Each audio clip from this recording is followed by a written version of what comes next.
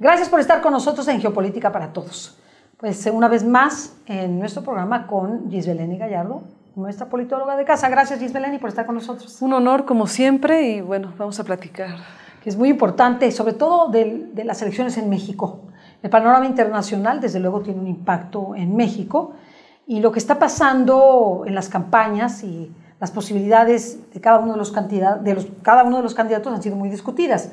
Pero sobre todo, pues no podemos negar que a la cabeza de las encuestas, ¿okay?, que son un sondeo, ¿verdad?, del voto, pues se encuentra Andrés Manuel López Obrador. Sin embargo, eso no quiere decir que esté ganada las elecciones.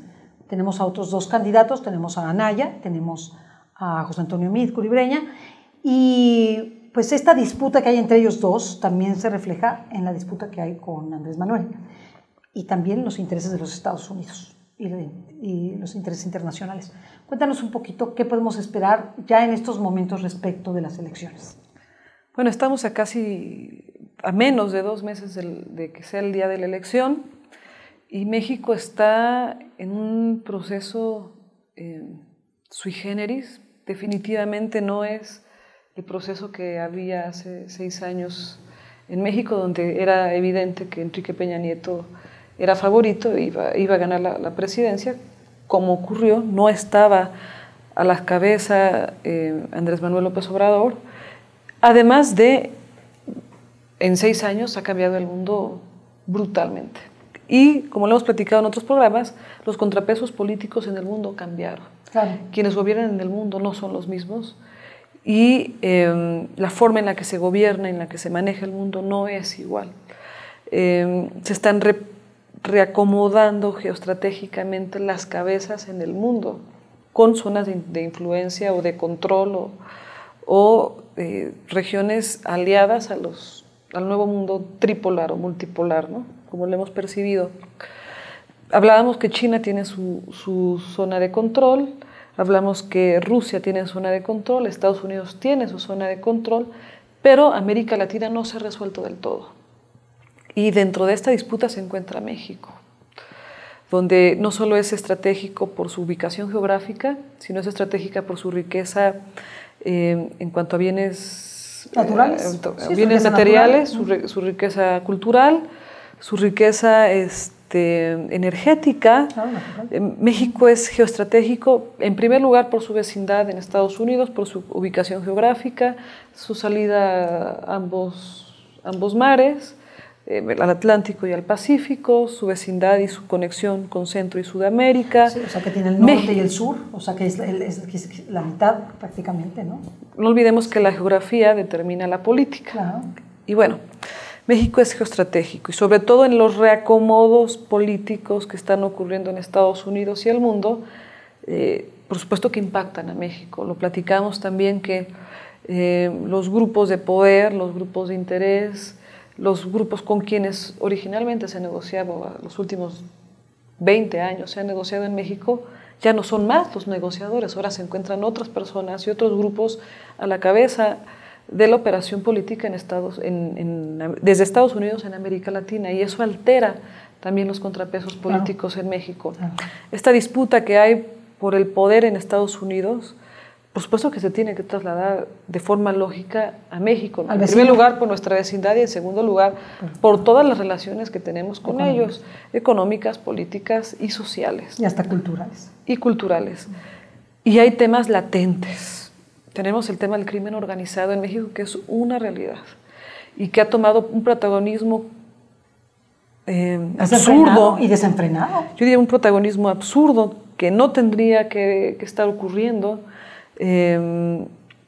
pues gracias al protagonismo que le ha dado o a la apertura que le ha dado al crimen organizado, pues Andrés Manuel con su propuesta de amnistía. Lo dijimos, es una propuesta muy delicada porque estás dándole una causa política a un grupo criminal que tiene un interés económico, ahora tiene un interés político y razones por las cuales involucrarse en el proceso electoral. No es un tema sencillo.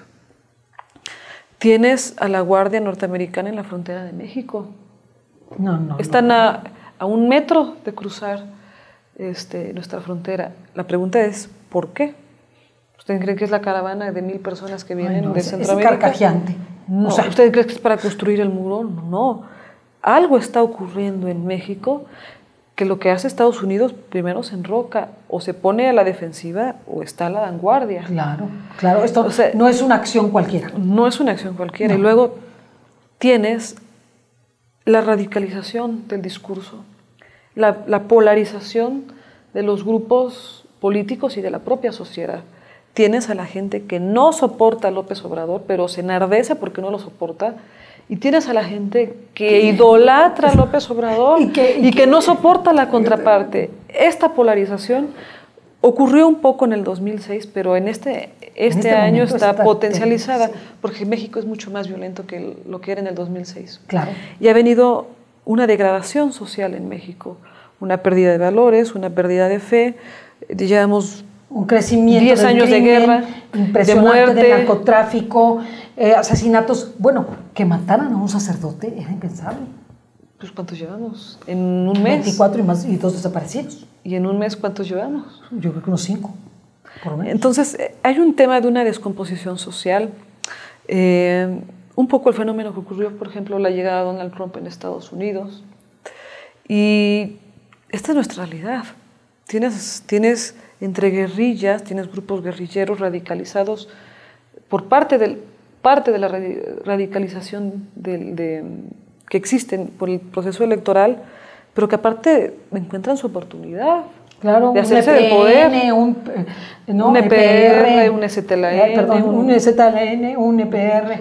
Y otros grupos que están radicalizados y que encuentran su oportunidad histórica. México está en una situación complicada, donde hay intereses internacionales poderosos sobre lo que ocurra dentro de menos de 2 meses en México.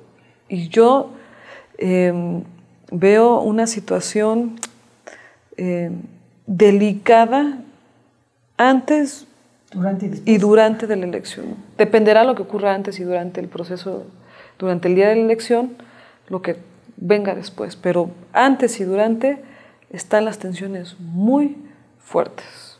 Ahora, porque decían, ya hasta las redes sociales lo están diciendo, que la radicalización de las campañas, con todo lo que se refiere a la verbalización ya más agresiva, ya empezaría a partir del mes de mayo. Es lo que están diciendo. Tiene que ser mayo porque en mayo te queda menos de un mes del día de la elección. Lo que tengas que hacer urgente, tienes un mes para resolverlo, no hay más. ¿Y tú crees que ahí, este mes que inicia en mayo, será muy fuerte para nosotros como país? Es muy fuerte porque en este marco, como lo que ocurrió con China y con las Coreas, está la negociación de los tratados comerciales. En este contexto tenemos esta negociación. En este contexto tenemos el cambio de la política económica, social, militar, geoestratégica de Estados Unidos con México. Claro. La forma en la que se hacía política con México cambió totalmente con la llegada de Trump, sí, porque con la llegada de Trump también cambió el sistema político en Estados Unidos y en el mundo. La forma de hacer política y de hacer negocio cambió. Está bastante complicado. De verdad, por eso el tratado está detenido y como que se activa y se detiene y se activa y se detiene. No, y por eso tenemos también ciertos conflictos nosotros en México, bloquean o desbloquean los acuerdos en Estados Unidos. Así es. Muy parecido a lo que ocurrió con las negociaciones con China, donde el bravucón de Corea del Norte decía que iba a incendiar, ¿no?, con bombas nucleares a Estados Unidos, y Estados Unidos decía que eso si no llegan primero las suyas, y todo el mundo dio el grito porque venía una guerra nuclear. Pero ahí la realidad de Corea como operador malvado, o sea, el operador malo de China, es decir, el que saca la cara mala, pues nosotros no tenemos lo mismo, ni tenemos las armas, ni tenemos el potencial de amenaza que tendría el líder de Corea del Norte. No, pero tenemos el potencial de alianza. México potencialmente en un caso de estos debería o podría pues se va con Rusia, aliarse con Rusia, con China o con Venezuela, ¿no? A saber, no estoy diciendo, ¿no? Pero podría ser, ¿no? Es que México estratégicamente es muy importante. México está tomando un protagonismo superlativo en el mundo como no lo tenía en otros años. Primero por esta cuestión geoestratégica en estos movimientos, sí, pero también por el protagonismo económico a través de las reformas energéticas. Y la reforma, todas las reformas, todo lo que significa la reforma energética, educativa, todo esto. Y los intereses que existen de los que se beneficiaron del antiguo Tratado de Comercio, los que se quieren seguir beneficiando, y los nuevos que quieren beneficiarse con este tratado comercial. Claro. Entonces, México está en una situación compleja, los ojos del mundo deben estar en México. Yo nada más les pongo un escenario tentativo. Rusia toma ventaja sobre México en la vecindad con Estados Unidos, con todo lo que implica económica, política y militarmente. No. Es un tema muy delicado. Muy delicado. Claro. Muy delicado. No es cualquier cuestión. Por ejemplo, lo que está orquestando, o lo que proponía, o lo que propone, o que se puede observar que propone López Obrador, es una revolución. Sí, te está enseñando. ¿Va a deshacer las Fuerzas Armadas? ¿Tú sabes lo que es eso para el ejército? No, va a vender los aviones. Uno. No, y luego de todos los aviones de los 24 aviones. No, nos parece una locura, pero ¿por qué? Porque con eso él... ¿Cuáles son los acuerdos militares que existen entre México y aliados, y sus aliados? ¿Cuáles son los contrapesos que maneja el ejército mexicano en cuanto al poder? ¿Qué tendrá que hacer al respecto el ejército? Más la ley de seguridad interior, que esa no puede ser ignorada por ninguno de nosotros. Es un poco resultado de lo que de forma inteligente se previno. Se previno. Viene el otro tigre, nosotros somos un tigre, el otro somos otro tigre. Mira, pues vamos a contrarrestarlo. El tema es un tema de comercio, legal e ilegal. La cantidad de millones de dólares que se producen en México de forma legal y que produce el crimen organizado de forma ilegal. Claro. El tema son las armas. Y también el paso de la droga. Hay un cambio en las rutas de las drogas, porque hay un cambio también en la operación para América Latina. Hay un cambio porque la política de combate al narcotráfico por parte de Estados Unidos cambia. Cambian los intereses, cambian ¿Y las estrategias? Cambian las estrategias. Estamos en la neoguerra del opio. Entonces van contra los opiáceos. ¿Quién produce los opiáceos? Ahora cuáles llegan, ahora cuáles salen. Todo esto altera muchísimo. Y México se ha visto de los más afectados porque quienes controlan de forma masiva en la región el tráfico de drogas. Estamos ahí en el paso. Son los mexicanos, son los cárteles mexicanos. Por el paso simplemente. Yo dejo una pregunta al aire. ¿Por qué en Estados Unidos no tenemos un gran capo de la droga? Si es el principal consumidor del mundo. Claro, ¿no? Se los dejo ahí, ¿no? al aire el tema. Entonces, México está en una situación sui generis por esta mezcla. Y delicada. Andrés Manuel también aprendió de sus errores.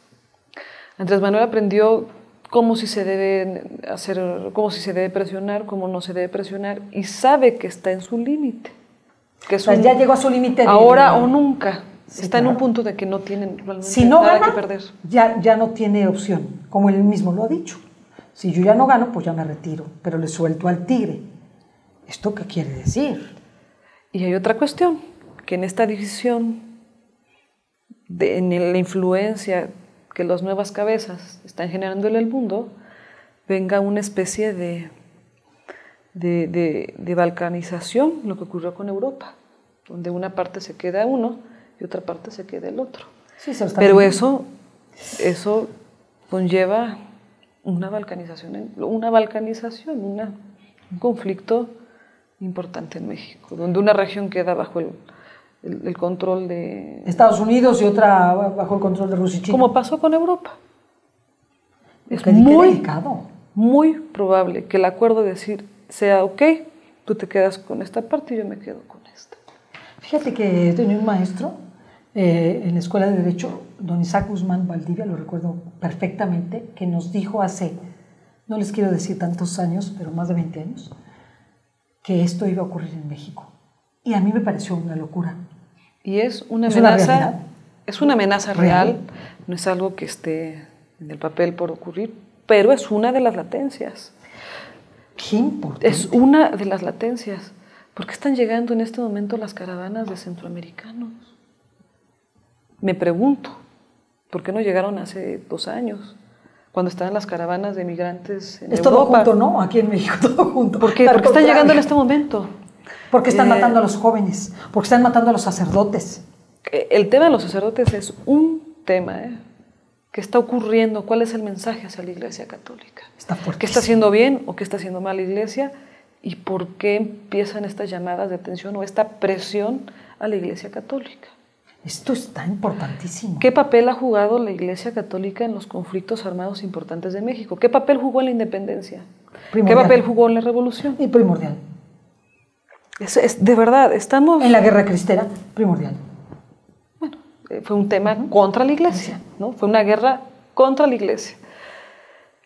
No los quiero asustar, porque no es mi intención, pero muchos analistas serios coincidimos en este escenario. Necesitamos estar muy atentos, tratar de estar muy centrados, no caer en estas provocaciones polarizadoras, tratar de estar muy informados, traten de salirse de los medios de comunicación convencionales, lean muchas fuentes internas y externas, porque los medios de comunicación también juegan su papel. Y recemos mucho. No, hay que hacer oración y hay que estar conscientes de la situación en la que se encuentra el país. Que estamos en una situación económica estable, sin negar que hay muchos pobres y muchas carencias económicas, pero hay trabajo mal pagado, hay trabajo, hay cierta estabilidad. Hay cierta estabilidad. Tenemos un problema de seguridad, sí, que nos está agobiando, sí, que es el tema que puede reventar, sí. Esa es nuestra realidad y no la podemos negar. Pero tenemos que estar muy conscientes de saber en dónde estamos parados, ¿no? ¿Qué es lo que nos puede pasar? Y de la importancia también que nosotros podemos jugar en este conflicto. Dirán, bueno, yo ¿cómo puedo controlar que la Guardia Norteamericana esté o no en la frontera? Sí. Pero sí puedo aportar no cayendo en esta radicalización. Sí. En no idealizar a uno y hacerlo cuasi Dios y no odiarlo como si fuera el demonio. Porque esto me entra en la polarización. Claro, entra muy fuerte. Esto cae en la polarización. Claro. Vemos a familias divididas por una elección. Digo, no inventen, ni que fue el partido de las Chivas contra el América. Y así están tomando las elecciones. Fuerte, yo soy priista, fuerte. Yo soy panista, yo soy... Los ves en los chats del teléfono. Dice, los retos son superiores a... Entendamos que hay intereses supranacionales muy importantes sobre de México. Y que necesitamos ahora sí participar activamente del proceso electoral de forma pacífica, de forma centrada, de forma ecuánime. Objetiva. De forma objetiva, entendiendo los retos que tiene este país y las amenazas que son hoy particularmente importantes. Puede ser que ocurra como ocurrió con las Coreas, tanto del norte como del sur, donde estaban estas tensiones, que no pasen de tensiones, que sean parte del proceso de negociación. Que esa es nuestra realidad del día de hoy. Pero que hay una latencia, no la puedes ignorar. Porque la sociedad coreana del norte y del sur no es la misma que la de México. Ellos son muy fríos, nosotros somos muy calientes. No, y están muy sometidos, muy sometidos. Cuando te digo muy sometidos, es muy sometidos. Entonces... Por lo menos Corea del Norte, absolutamente sometidos. Y yo aquí los veo a muchos muy manipulados, muy influenciados, muy metidos en el tema del crimen organizado, o en un tema de me vale gorro, en un tema de que yo quiero ser narco, o sea... Estamos, o en un tema de que me vale la vida, no me importan los políticos ni las elecciones y que se hagan bolas. Van a poner al que quieren. Van a poner al que quieren. No voto porque, mejor no voto porque pues de todas maneras... O radicalizados. Sí, ¿no? Sí. O totalmente radicalizados. Sí. Es una situación muy, muy difícil. Y necesitamos ponernos las pilas y estar a la altura de las circunstancias. Te quiero hacer una última pregunta. La alianza de la que se está hablando en estos días entre José Antonio Meade y Ricardo Anaya, ¿puede ser una realidad o es algo...? Depende, puede ser una realidad, sí. Puede ser, depende cómo se den las negociaciones entre los partidos políticos, porque evidentemente tienen intereses económicos y políticos, pero los partidos políticos. Sí. Depende de ello y depende de lo que ocurra en mayo en México. O sea que mayo es crucial. Mayo es crucial. Oremos. Bueno, oremos, mayo es oremos. crucial, junio es crucial, el 1 de julio es crucial. Pero en mayo vamos a ver muchas cosas. Empieza de verdad, ¿no? Esta efervescencia. Esa efervescencia. Interesantísimo. Podemos hablar muchísimo más. Pero haremos otros programas. Otros programas. Muchísimas gracias, Gisbeleni, por estar con nosotros. Gracias a todos ustedes en Geopolítica para Todos. ¿Verdad que cuando nos explica Gisbeleni entendemos más? Claro que sí. Gracias, Gisbeleni. Chao, escríbanos, por favor.